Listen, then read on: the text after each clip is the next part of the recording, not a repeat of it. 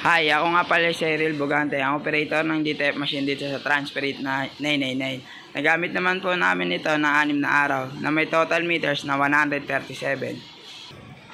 Ito naman po ang aming printer head. Ang huling palit po nito noong November.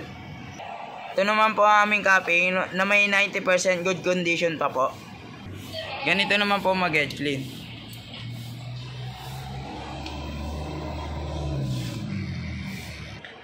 Punasan ng wiper after red clean.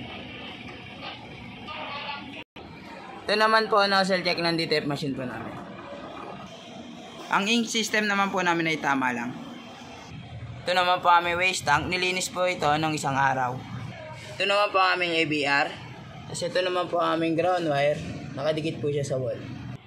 Ito naman po aming mga stock. Ito naman po ang in-use ink namin nakalagay sa basket ng maayos. Ito naman po ang unused ink namin. Ito naman po yung powder. Ito naman po ang DTF ink. Dito naman po nakalagay ang DTF roll namin. Ito naman po ang consumable monitoring namin. Sa white naman po, isa po yung nagamit. Sa powder naman po, dalawa. DTF film, dalawa rin po. Ito naman po ang DTF output namin. Ito naman po ang printed daily checklist namin. Updated naman po siya. Thank you.